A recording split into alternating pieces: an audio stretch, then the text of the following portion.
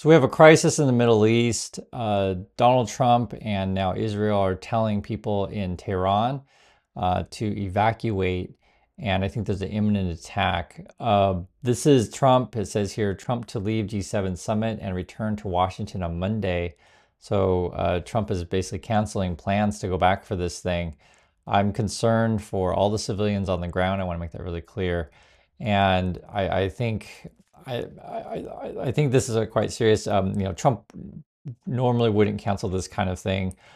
This is from Karen Levitt. She even says much was accomplished, but because of what's going on in the Middle East, President Trump will be leaving tonight after dinner with heads of state. Trump was warning people just an hour ago that they have to evacuate. I'll read the full tweet. It says Iran should have signed the quote deal.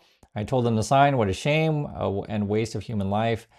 Simply stated, Iran cannot have a nuclear weapon. I said it over and over again. Everyone should immediately evacuate Tehran. And, how closely is the USA working with Israel on this? And if you guys have been following the story, you'll know that Israel told people in Gaza to, evacuate, and then just started, leveling everything. And I'm concerned. I'm just concerned about a lot of things, but I'll just say there's real people on the ground here, guys. And it seems like Trump's and Israel's strategy is, just destroy everything as much as we can, and then not really have much plan after that.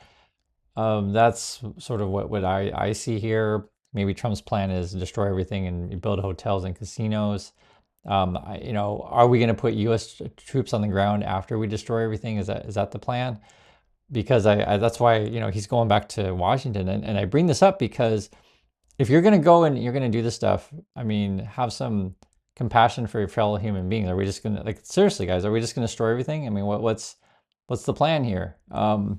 This is the line of cars of people fleeing Tehran, and I've been seeing a lot of reports of this. And again, I just got to remind you, there are real people on the ground here. I know that if you watch right-wing media, or you love Trump and you love Netanyahu, right? You just think, oh, all these people are bad and you should destroy everyone's home, etc. I disagree. Again, these are real people on the ground here, and the idea that you're going to solve everyone's problems by destroying everything, it's really ugly, to be frank. And I feel deeply sorry for what's happening. I've been watching what's happening in Gaza. I don't talk about it every day on the channel. I mean, it's terrible. And how deep involved is the USA in this stuff? Again, Trump is canceling his G7 meetings to go back to Washington to talk. I hope Trump can talk Israel down, but I feel like the way Trump is talking, like, hey, everyone in Tehran, you should evacuate it. I don't think we're talking about talking people down. I think Trump's like egging them on, kind of thing. That's how I'm seeing it from his words. Explosions heard in Tehran. This is just happening now as Trump tells everyone to evacuate Iranian capital. From Israel's point of view, they're just going to say we have to destroy everything. This is what I just wanted to show you what people are saying. Netanyahu says they want to stop and continue producing the weapons of death, both nuclear weapons and that threaten our existence, and ballistic missiles, but we are committed to destroying these two threats. If that can be achieved in another way, please, but we gave it a chance for 60 days. The response from Iran is this: the Islamic Republic of Iran has never left the negotiating table, but naturally our focus at this stage is on response to Israel's aggression that is both effective and leaves them with regret. And that's coming from Iranian Foreign Minister. We also have this, another response. We do not seek to escalate the conflict, but we will respond to any attack on Iranian soil in a manner that will make them regret it. And the problem with this stuff, guys, it is, the more the fighting goes on, like this, the more generational, anger you're going to have toward each other, right? Be it if Iran hits Israel, you guys understand this stuff. You destroy people's homes, you destroy people's lives. People don't forget these things for a generation. And Israel hits back, again, you destroy people's homes, you destroy people's lives, and people don't forget. And this cycle will keep going on.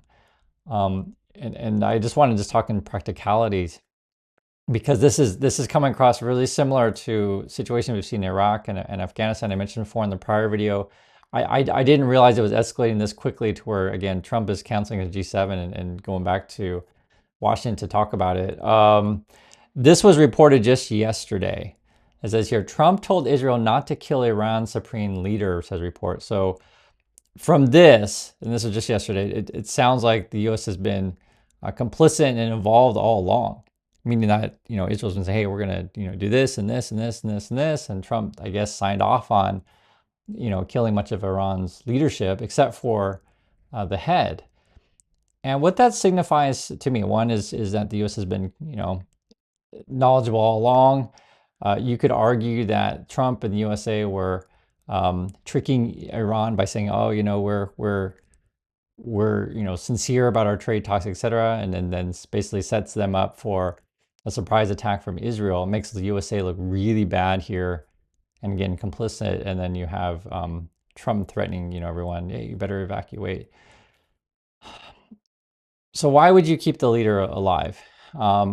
Just from a historical standpoint, what the U.S. is probably trying to do is get the leader of Iran to surrender. Okay, you make a public surrender and you get the people on board. That's probably their game plan. I just know this from history, but it doesn't necessarily always work that way. That was part of the negotiations towards the end of the World War II with Japan, was basically let Japan keep their emperor, and then the emperor would come out and give an apology, and there was a famous radio address where he did that. And there's a lot to talk about this if you understand history, but there's a major cultural changes and things that have to occur for the country to rebuild. So if you look at, like Germany was divided, or, the situation in Japan was able to rebuild, but every culture is going to be different. Whereas, say, like in Iraq and Afghanistan, I mean, you guys know how the situation there. It's was a very sure word to say it. The USA declared victory too early on remember the whole mission accomplished thing with George Bush, and oh, we won so quick, and then then you had years of problems, and even today, right? It's not really stable.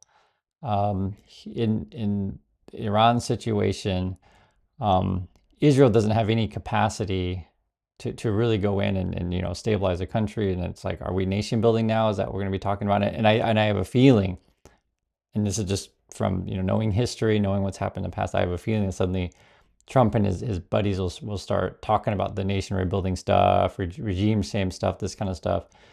And who's going to foot the bill for this stuff, and what's going to happen to regular people. And if you understand that Trump and his family and the people that he surrounds himself with, they're real estate people, they're corrupt, they're all in the crypto, whatever nonsense. That's sort of their goals. Like that's typically what they look for. They're like, oh, we're going to destroy everything, rebuild everything. I mean, that's, if you had to ask me, that's probably what their aims are. But I am deeply concerned because the things that stick out to me, and this is just, just talking just as a human being, when I see the number of targets, say, like, for example, this is a map of where Israel's been hitting, the number of targets involved, and I see a line of civilian, cars evacuating the city. I'm just deeply concerned about the future, because, this type of thing, these types of actions take years to recover. And you're going to start to hear a lot of rhetoric out of Trump in the White House and, from Israel Netanyahu, of how easy it's going to be. I'm sure they'll say that kind of stuff, or how this was the only choice. They'll still make that kind of case as well. I don't think this is the only choice. I don't think the only choice is attack everyone. I believe it's a city of 9 million. It's a lot of people live here. And like I said, I'm deeply concerned about the world. So that's my thoughts on this. I just wanted to update you, and I'll catch you in the next video.